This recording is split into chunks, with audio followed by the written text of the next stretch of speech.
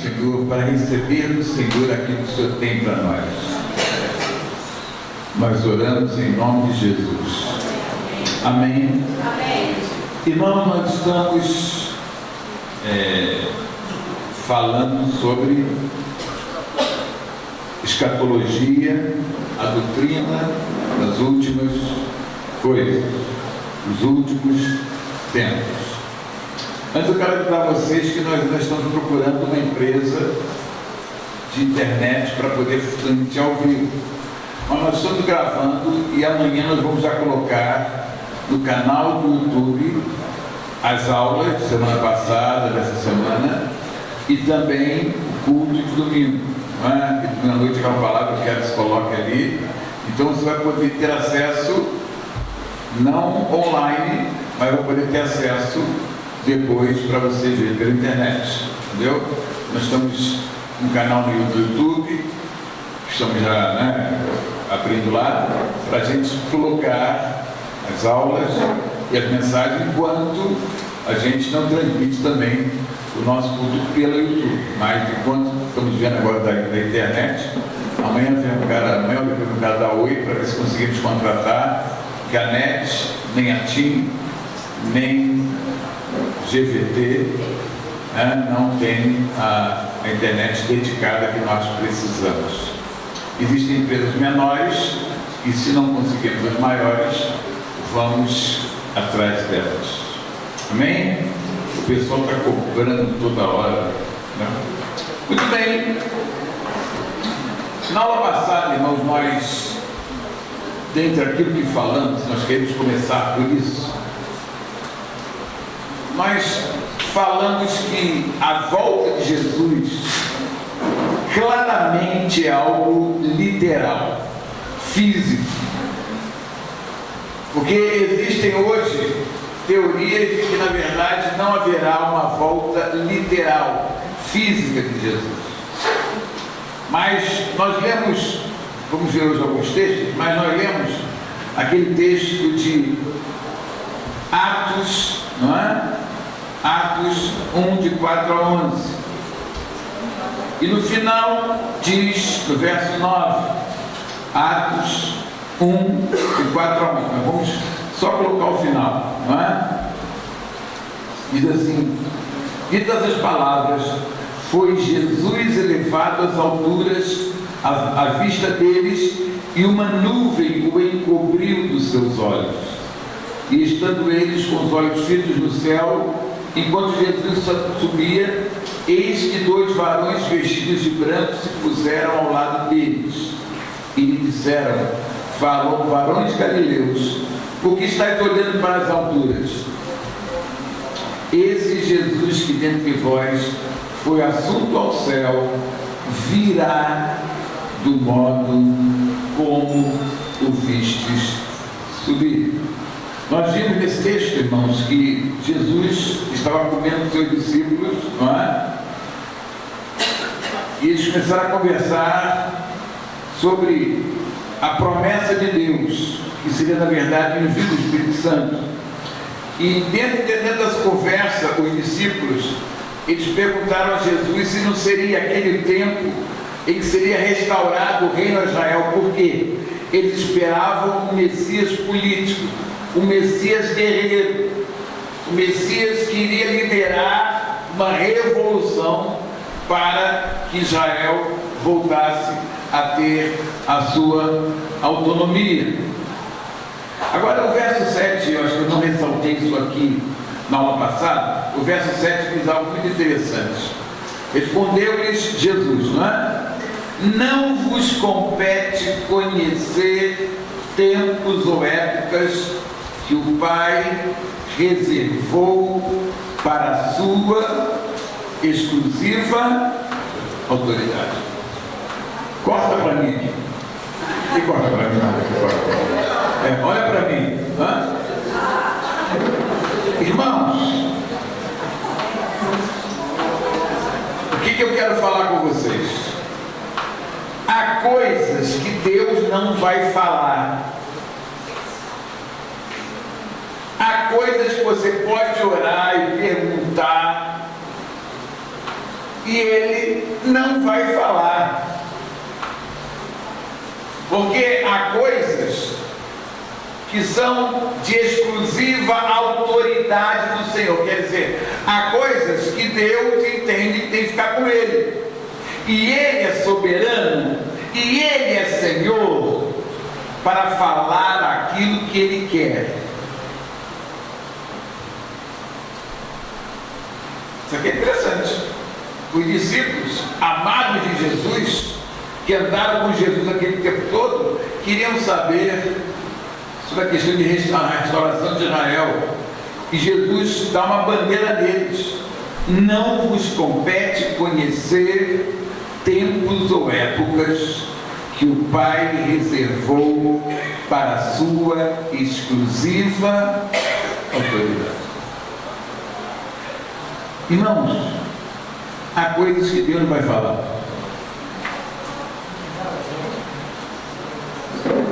Jesus dá essa resposta para homens que foram íntimos dele, para homens que foram amigos dele, para homens que andaram com ele. Mas Jesus entende, falou que há coisas que Deus vai guardar para si e não vai falar. Ou então vai falar quando Ele quiser. Irmãos, Deus não fala na hora que eu quero. Deus fala na hora que Ele quer falar. Eu creio que uma das coisas que levam as pessoas ao engano, elas quererem que Deus fale, e às vezes elas, eu queria até que pode ser até o inimigo, que estrategicamente, parecendo com Deus, fale algo no espírito nosso e nos engana, porque a gente acha que Deus tem que falar o que Ele quer e no tempo que a gente quer.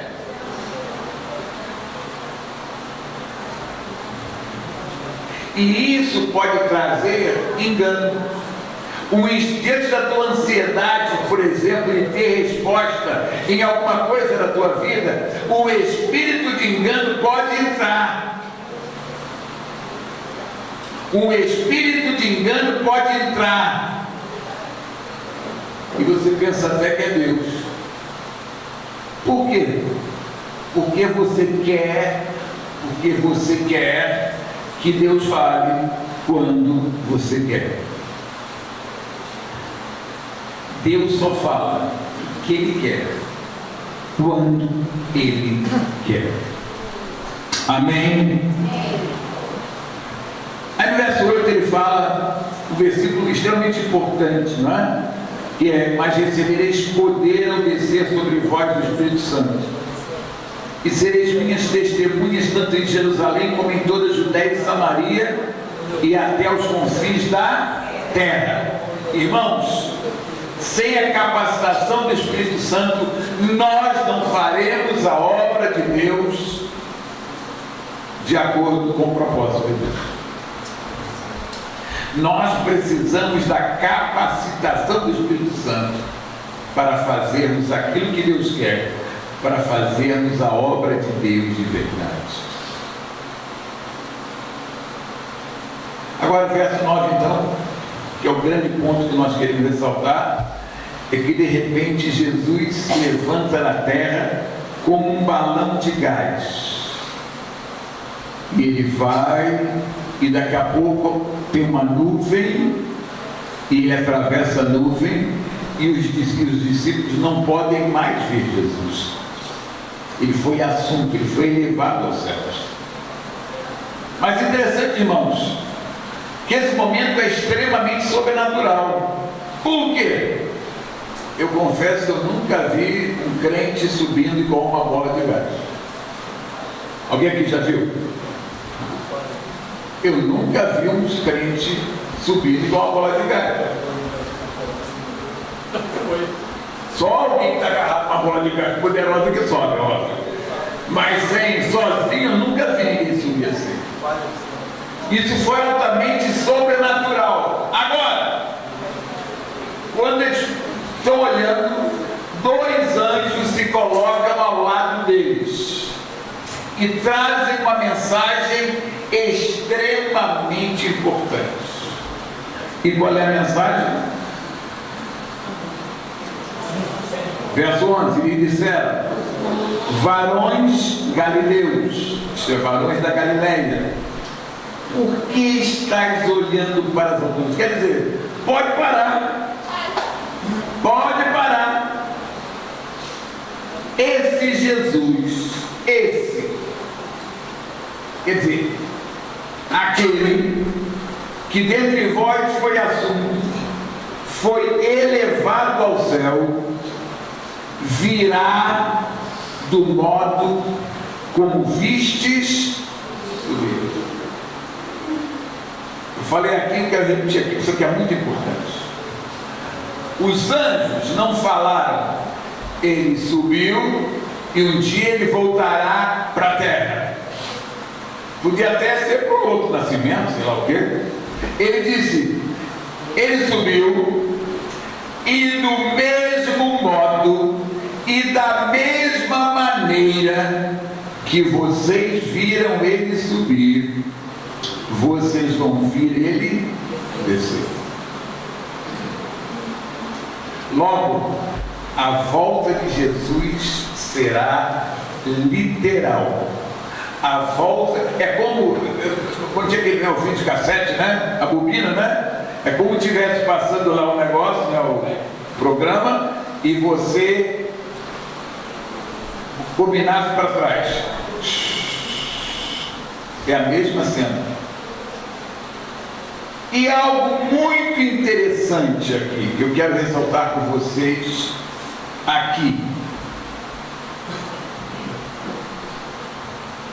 Atos 1:12, o versículo depois, aí diz assim: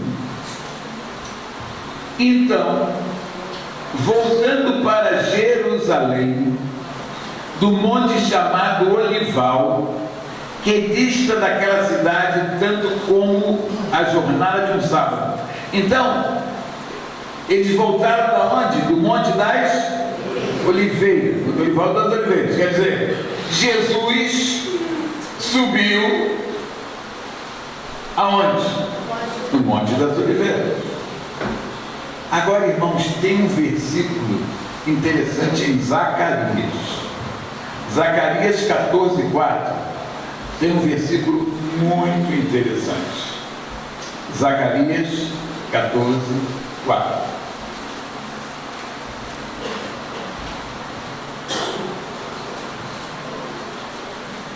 Olha aqui. Acharam? Zacarias é o penúltimo livro do Velho Testamento. Zacarias, Malaquias. Naquele dia estarão os seus pés sobre o Monte das Oliveiras. Jesus, ele subiu com os pés que estavam onde? No Monte das Oliveiras. Agora, nessa profecia de Zacarias, é interessante, que diz que naquele dia os seus pés estarão sobre o Monte das Oliveiras, está de frente de Jerusalém. Exatamente. Você do Monte das Oliveiras, você olha para a cidade de Jerusalém, a cidade antiga, né? Você está aqui no Monte das Oliveiras, você olha a cidade, os muros estão ali, é de frente. Para o Oriente, o Monte das Oliveiras será fendido pelo meio, para o Oriente, para o Ocidente, e haverá um vale muito grande, metade do monte se apartará para o norte e outra metade para o sul. Entenda bem, esse detalhe, que, falando sobre Jesus, que os seus pés, uma profecia, estarão sobre o Monte das... Por que é isso, né? Por que esse detalhe? Porque, na verdade, ele subiu com seus pés aonde? No Monte das Oliveiras. Eu entendo, irmão, talvez se não for, ninguém vai ficar chateado, né? Ninguém vai brigar por causa disso. Mas eu entendo que quando Jesus voltar, ele vai pisar o Monte das Oliveiras. Quer dizer, ele vai voltar para o mesmo lugar de onde ele subiu.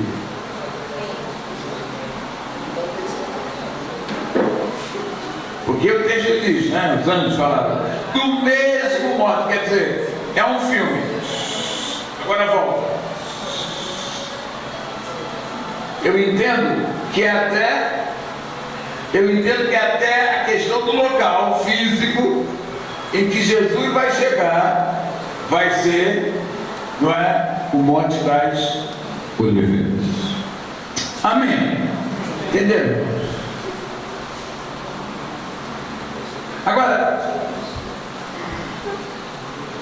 eu falei na aula passada que é um detalhe interessante, né?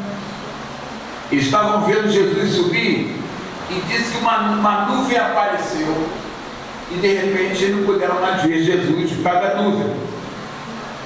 E o negócio é tão interessante que vários textos que falam sobre a volta de Jesus falam sobre nuvens.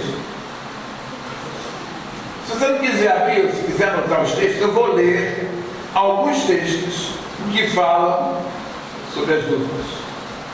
Por exemplo, Mateus 24, 30. Se quiser pode procurar, mas são 5 textos, mas se quiser também anotar, pode anotar. Mateus 24, 30. Diz assim: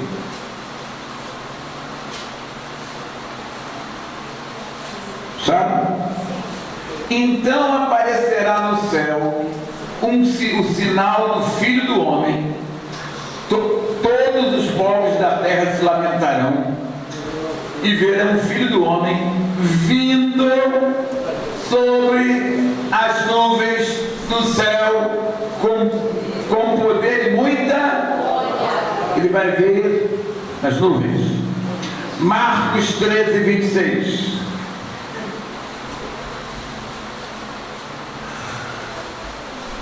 Aqui é uma escola, né, irmãos? Estamos estudando. Marcos 13, 26. Então verão o Filho do Homem vir nas nuvens com grande poder e glória. Marcos 14, 62. Marcos 14, 62.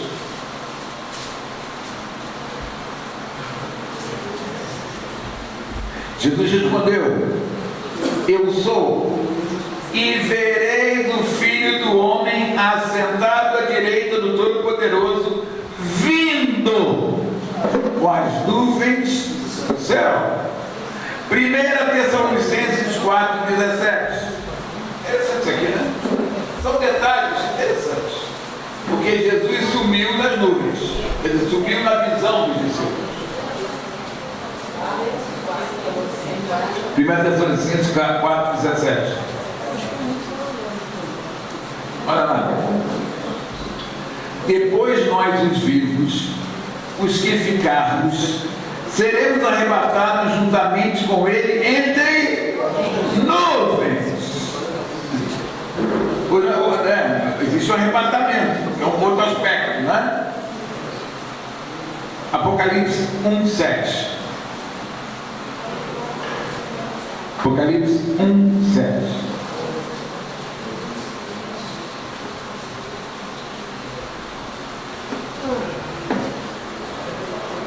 Olha lá. E eis que vem com as nuvens, todo olho verá, até quando transpassaram, e todas as tribos da terra se lamentarão sobre ele, certamente. Amém. Quer dizer, é gozado como esse detalhe está várias vezes citado no Novo Testamento. Jesus virá com as nuvens. Por quê? Porque no dia que ele foi embora tinha nuvem. E a nuvem fez com que ele desaparecesse da visão dos discípulos. Aleluia. Amém? Vamos a Mateus 25, 31.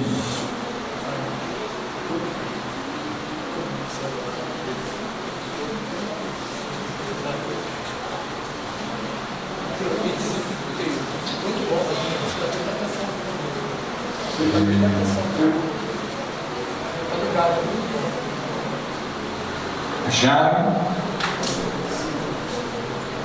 Quando vier o Filho do Homem na sua majestade e todos os anjos com ele, então se assentará no trono da sua glória. Por aqui, irmão, nós vemos que é uma vida literal, física. Além de literal, é uma vida majestosa, isto é, virá na sua majestade, isto é, vai ser um acontecimento profundamente impactante. Será majestoso. Não é uma vida assim, né? Comum. Terceira coisa, o texto diz que ele virá com um cortejo de anjos. Ele virá com um cortejo de anjos. E quarta coisa, ele se assentará no trono. Está vendo como é isso? Mas ele, aqui trono fala de quê? Que ele vem para quê? Reinar. Irmãos, a primeira vida de Jesus, o alvo principal foi salvar o homem, foi atingir o homem. Não só o homem, a natureza, veio para redimir tudo aquilo que foi criado, principalmente o homem. Mas a segunda vida de Cristo é uma vida para reinar. Se lembra? O que perguntaram no verso 7, lá de Atos 1? Será agora o tempo em que vai restaurar? Quer dizer, será agora o tempo que o Senhor vai tomar poder e vai reinar aqui? Ele disse, não nos compete saber o tempo agora. Mas haverá um tempo, irmãos, que Jesus virá para reinar. Reinar.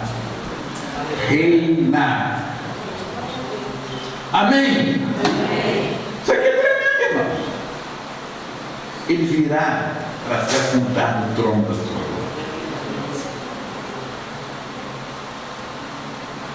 Pois nós temos assim, alguns passos, depois vamos voltar de novo para aprofundar mais ainda. Mas vamos lá. 1 Tessalonicenses 4, de 13 a 17.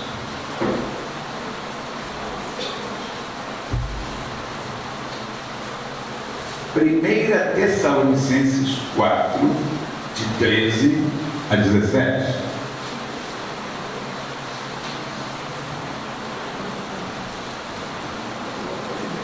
A 18, desculpa, vou ler esse texto, acompanhe. Não queremos, pois, irmãos, que sejais ignorantes com respeito aos que dormem, quer dizer, aos que morreram, para não vos entristecerdes como os demais que não têm esperança. Irmãos, há muita gente vivendo muito bem na terra hoje, que na verdade não tem esperança no que tange a eternidade, ao futuro. Pois se cremos que Jesus morreu e ressuscitou, assim também Deus, mediante Jesus, trará em sua companhia os que dormem. Ora, ainda vos declaramos por palavra do Senhor isto, nós os vivos, os que ficarmos até a vinda do Senhor, de modo algum precederemos os que dormem. Porquanto o Senhor mesmo, dada a sua palavra de ordem, ouvida a voz do arcanjo e ressoada a trombeta de Deus, descerá dos céus, e os mortos em Cristo ressuscitarão primeiro. Depois nós, os vivos, os que ficarmos, seremos arrebatados juntamente com eles entre nuvens para o encontro do Senhor nos ares, e assim estaremos para sempre com o Senhor. consolai-vos, pois, uns aos outros com estas palavras. É interessante, né? Uma palavra de consolo, né? A palavra que nos fortalece, que nos anima, que nos traz esperança. Primeira coisa que esse texto revela com clareza é que haverá um arrebatamento. Então vamos lá. Da mesma forma que Jesus foi elevado aos céus, estando na terra, a igreja de Cristo que estiver neste momento na terra, quando Jesus vir nos ares, ela também vai ter uma experiência similar de arrebatamento. Então, é interessante a similitude, né? Como Jesus foi levado, a igreja do Senhor também, um dia, uma hora, será levada. Agora, é claro que quando Jesus vier, existirá um grupo de pessoas considerável de cristãos já mortos, não é? Que já foram embora. E haverá um grupo de cristãos que estarão vivos exatamente naquele tempo da vinda de Jesus. E Paulo vai mostrar que haverá uma prioridade naqueles que estiverem mortos, isto é, estiverem com o Senhor, quer dizer, eles vão voltar para esse encontro triunfal, mas já estão no descanso do Senhor. Então, o que o texto diz? Que os mortos em Cristo vão ressuscitar primeiro. Vão se encontrar. Agora, é aquele que foi, que chama esse negócio? Cremado. Irmão, não fiquem tentando encher meu saco. Porque ele encheu meu saco. Foi jogada ao pó em toda a Bahia do Guanabara, irmãos. Jesus sabe disso, eles vão ser levados ao céu. Porque não estão ali, na verdade. Você acha que eles estão ali? Não. Aquilo é apenas um símbolo de que eles vão se encontrar com Jesus. Eles vão se encontrar com Jesus. Depois, nós, os que estivermos vivos, vamos ser transformados. Isso quer dizer o quê? Os nossos corpos vão ser transformados. Por exemplo, há muita discussão. Por exemplo, Jesus depois ressuscitou. Como é que era o corpo dele?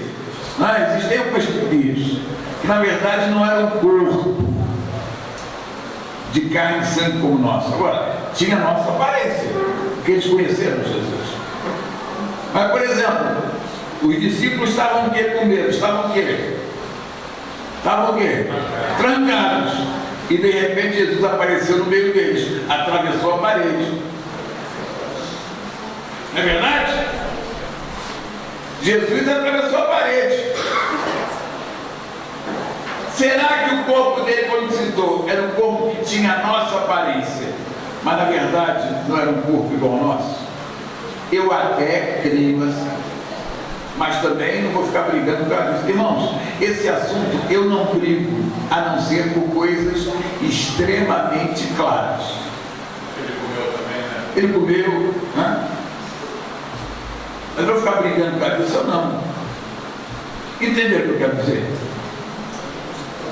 O importante é o seguinte: eu, se estiver vivo, quando Jesus estiver voltando, o meu corpo vai ser transformado.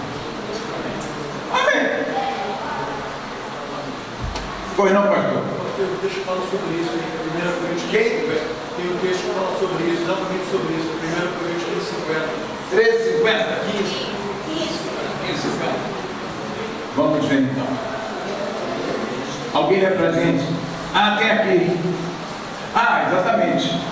Bom, isso eu vou mostrar mais à frente, talvez não hoje, talvez na outra aula.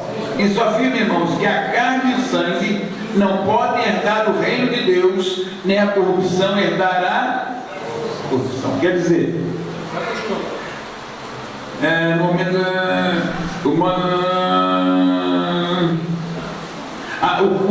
corpo corruptível se revestirá de incorruptibilidade, né? Então, o que eu sei é o seguinte: eu vou ter um corpo diferente.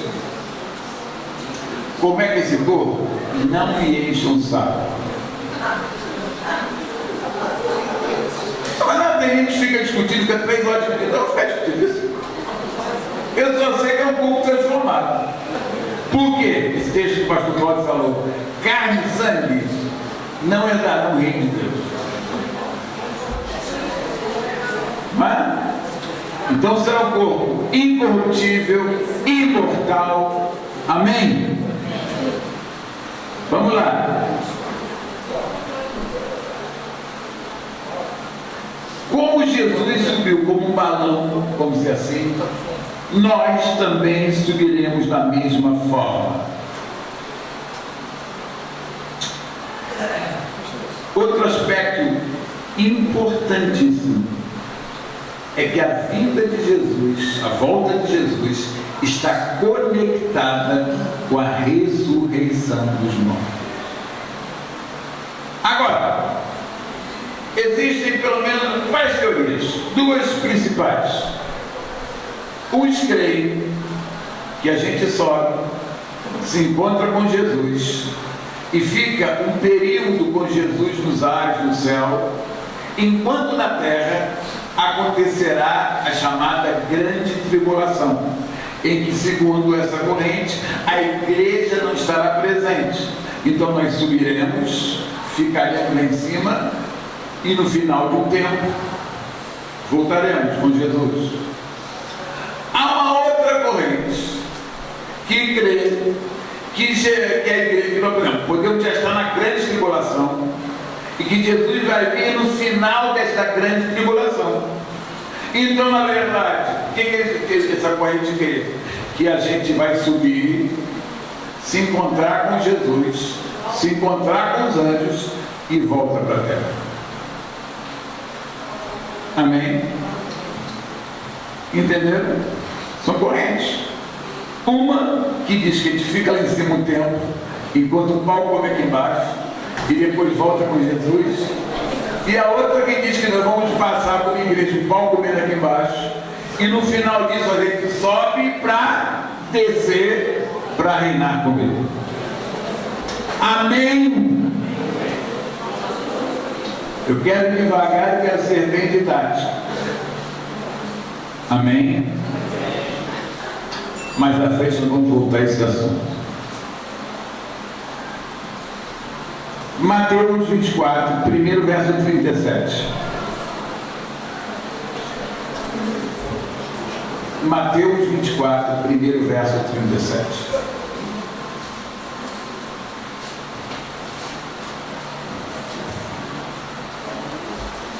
Vamos lá? Diz assim: pois assim como foi nos dias de Noé, também será a vinda do Filho do Homem. Fica nesse texto aí, não fecha a Bíblia não. Mas vamos lá. Como é que foi nos tempos de Noé? O pessoal brincava, se divertia, pecava à vontade, né? Vivia na cachorrada, né? Vivendo sua vida. De repente, um maluco faz um navio, um barco, sei lá o que, uma arca, e vai fazendo a arca. Um dia vem uma chuva torrencial, o navio sobe e vai embora, e eles morrem todos afogados. De repente. De repente. Naquele tempo eu não creio que existisse um serviço de meteorologia tão avançado como hoje, então não avisaram para eles que teria essa chuva tão forte, não é? E de repente morreram todos afogados. Entenderam? Vai ser algo parecido. Todo mundo vivendo a sua vida, os governos, os países, muita coisa ruim, gente se divertindo, gente pecando, até que de repente Jesus volta. Jesus volta de repente. Vai ser parecido com os dias de Noé.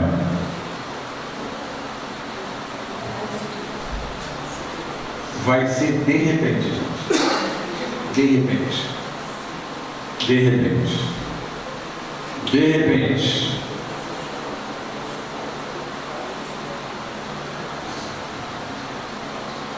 Agora, versos 34, não, desculpa, esse mesmo capítulo, verso 40 a 42, diz assim, Mateus 24, 40 a 42, então, 2 estarão no campo, um será tomado e deixado outro, 2 estarão trabalhando no moinho, uma será tomada e deixada a outra. Portanto, vigiai, porque não sabeis em que dia vem o seu Senhor, o vosso Senhor.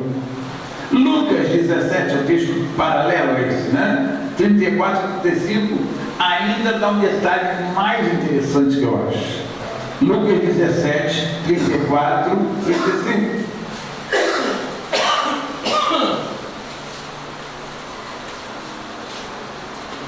Vamos lá? Digo-vos que naquela noite 2 estarão numa cama. Por que na noite? Porque Jesus vai uma hora. Quer dizer que vai ser de noite? Não, mas quando é noite aqui, no extremo do mundo é o quê? Dia. Não quer dizer que vai ser noite para alguém. Porque ele vai dar um exemplo aqui interessante. 2 estarão numa cama. Um será tomado e outro deixado. E 2 mulheres estarão juntas moendo, uma será tomada e deixada a... Irmãos, isso aqui é interessante. Se Jesus voltar na hora do teu trabalho, vão te procurar e você subiu. E aquele que não foi, vai ficar te procurando.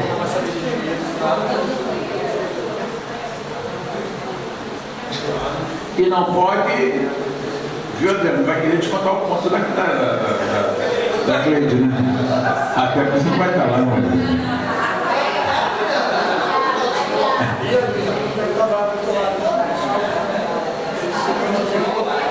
Irmão, isso aqui é muito sério. Diz que 2 vão estar dormindo, eu creio até transando. Eu fiquei pensando, você sabe pensar essas coisas, né? Mas em 2 transando na hora. O homem lá, quase no orgasmo, e a mulher some.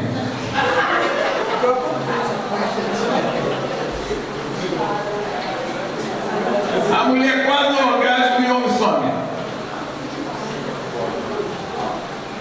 Ainda bem que a gente vai junto, né? Já vamos pro orgasmo junto para a glória de Deus. Está entendendo?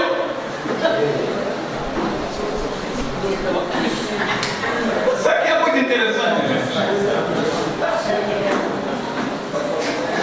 Um ficará e outro subirá. Um subirá e outro ficará. Agora pergunto a você: que time você está? Qual é o teu time? Você é do time que vai subir ou do time que vai ficar? Eu vou subir. Eu irei subir. E você? Já está com o passaporte comprado?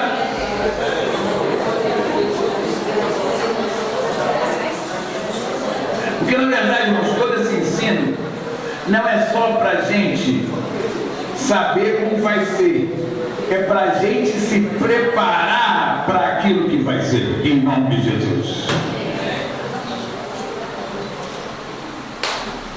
E o texto diz uma coisa muito séria, verso 42 do capítulo mesmo, de Mateus 24: portanto, vigiai, porque não sabeis em que dia vem o vosso Senhor. Vigiai, porque não sabeis em que dia vem o vosso Senhor. Ah, e se eu não estiver aqui no arrebatamento? Você não sabe o dia que você vai embora. Ontem foi interessante, foi enterrado um senador da República, um belo senador, por sinal, um bom senador. O homem no dia das mães almoçou, subiu a escada de casa, passou mal ali e morreu logo. Infarto fulminante. Estava bem, trabalhou semana passada, fez planos políticos. Mês passado foi para a Rússia com outros senadores. Foi para a Rússia no parlamento no mês passado. E esse homem foi embora. De um dia, de uma hora, para outra. Vocês estão entendendo? Não? Eu creio que esse ensino, essa reflexão é para a gente viver preparado. É para a gente viver preparado. É para a gente viver ligado com o Senhor. É para a gente andar na terra com o coração do céu, em nome de Jesus. Amém? E o último texto dessa noite, 1 Coríntios 15, de 12 a 19. Irmãos, esse estudo é muito interessante, né? Esse estudo é muito legal, né? Esse estudo é legal. Mas o problema desse estudo é que é tanta opinião, tem várias correntes e tal. Eu quero ver o que é essencial. Eu estou preocupando em explicar tudo direitinho. Eu não quero ficar explicando tudo direitinho. Eu quero que você entenda o principal. Amém? Vamos lá. 12 a 19.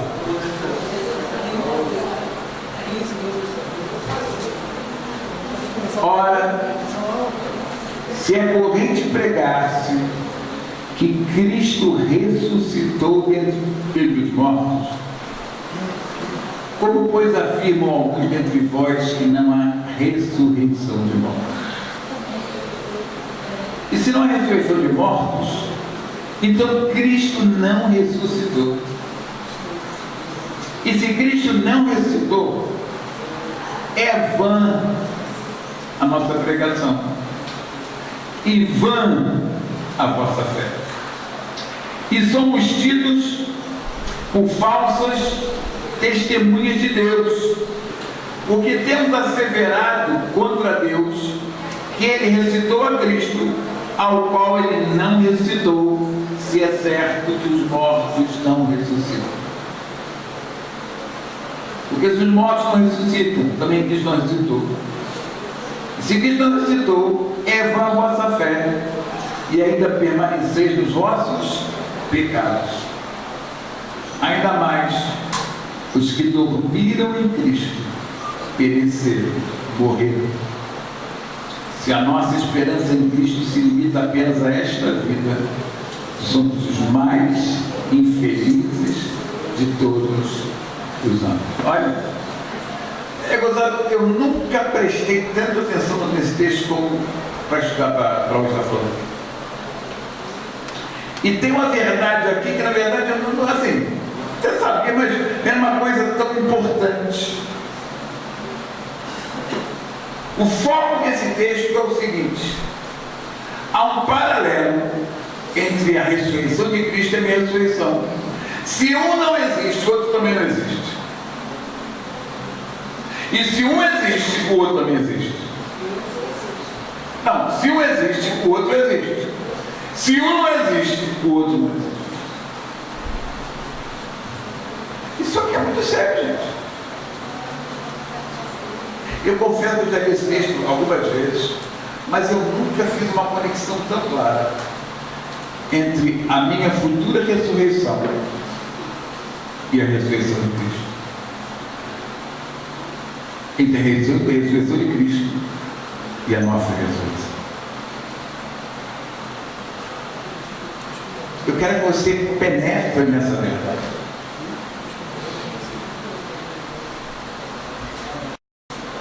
Por isso, irmãos, que vai ser parecido. Jesus subiu como um balão de gás. E quem estiver vivo aqui vai subir com o papo do gás. Até nisso. Interessante. Qual foi o final da visão dos discípulos de Jesus? Subindo. Foi o quê? Foi as nuvens. O nosso encontro vai ser com ele aonde? Nas nuvens. Até isso é igual. Há uma correlação entre a ressurreição de Cristo e sua subida com a nossa ressurreição e com a nossa subida.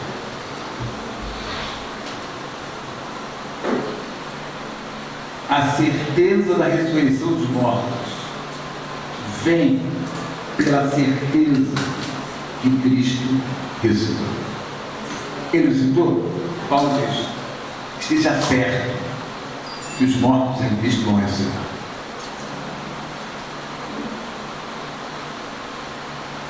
Vou mais, vão ser assunto ao céu dos vivos? Pode estar certo, porque foi assunto aos céus. Uma coisa está presa à outra. Uma coisa está conectada com a outra. Isso aqui é muito interessante. E se essa conexão não existe, é falsa, as consequências são muito terríveis. A primeira, se isso não é verdade, é bobagem a nossa pregação. Está aqui hoje, é bobagem. Estão entendendo? É vã, diz o texto, a nossa pregação. Feche a boca para não entrar busca. Para de falar de Jesus.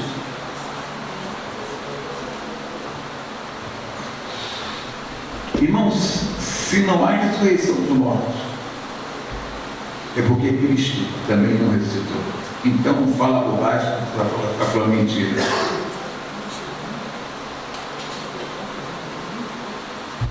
Isso aqui é para a gente que espere. Então, primeira consequência, é vã a nossa pregação.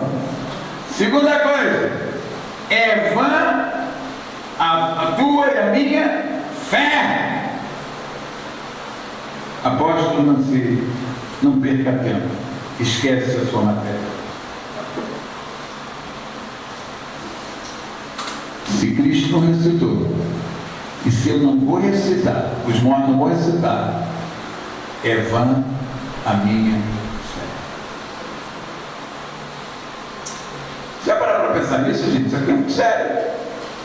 Terceira coisa, somos tidos por falsas testemunhas de Deus. Não somos falsas testemunhas. Somos falsas testemunhas. Se Cristo não ressuscitou, se eu não vou ressuscitar, somos falsas testemunhas. Quarta coisa, verso 17. E se Cristo não ressuscitou, é vã a vossa fé e ainda permaneceis nos vossos pecados. Ninguém nasceu de novo.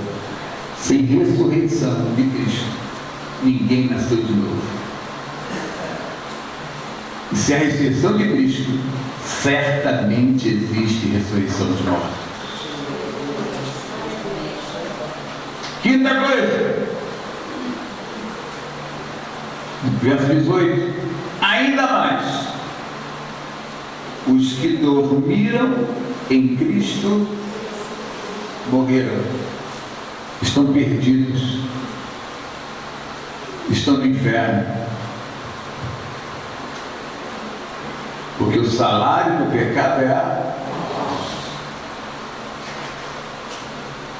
Que palavra séria, né, gente? Isso aqui é muito sério, gente.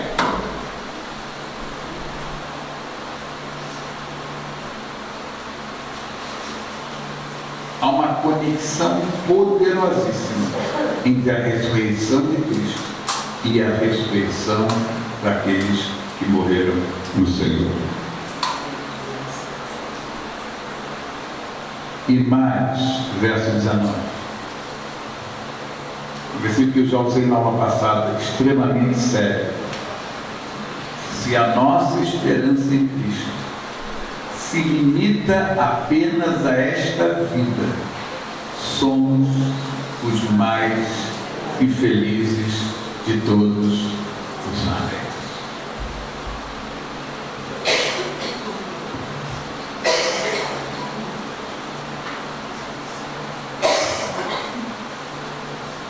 Irmãos, se a minha esperança não extrapola a realidade que eu vivo na terra hoje e passa por ter vida eterna e passa por ressuscitar e morrer antes da volta de Jesus, eu sou alguém sem esperança. Eu sou, portanto, gente muito infeliz. Mas sou o mais infeliz de todos os homens. Irmãos, esse assunto nós vamos continuar e vamos aprofundar. É um assunto extremamente importante. Eu falei quando ministrei a aula passada que existem dois extremos. Um que a igreja mais atrás vivia, quer dizer, só pensava no céu, na terra podia passar, né, uma vida ruim, uma vida, né, desgraçada, mas tinha um passaporte para o céu. E só se cantava sobre o céu. Isso foi um extremo. Mas a igreja passou para outro extremo. Hoje, pouco nós falamos sobre a vinda de Jesus e sobre a ressurreição dos mortos. E se não há ressurreição dos mortos, é vã a nossa fé. E Cristo, que nós declaramos, ressuscitou e não ressuscitou.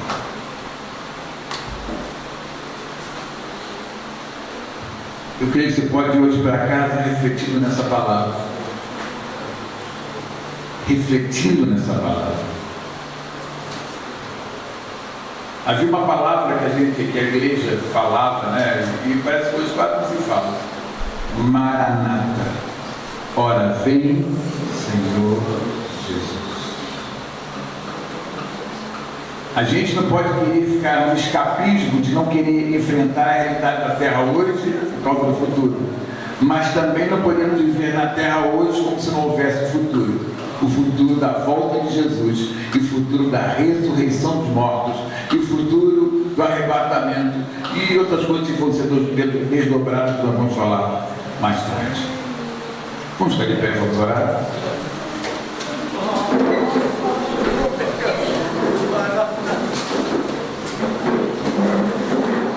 O importante é essa palavra. Vigia. Prepara-te para te encontrares com teu Deus. Pai, é extremamente sério que nós meditamos hoje. Pai, esse texto de Paulo final aqui, então, ele põe a gente no canto do ringue, ele aperta o nosso gogó para a gente se posicionar de verdade. Cristo vai voltar. E a igreja que já partiu está com o Senhor, vai ressuscitar. E os que estiverem vivos, que são teu povo, vão se encontrar com Jesus do Pai. Obrigado por essa sequência da história que o Senhor predeterminou para o homem e para a igreja. Glorificamos o teu nome. Leva o teu povo em paz e em segurança para as suas casas. E temos uma noite, Pai, na tua presença, quem sabe refletindo sobre essas verdades. Nós oramos em nome de Jesus. Amém. Vá na paz do Senhor Jesus.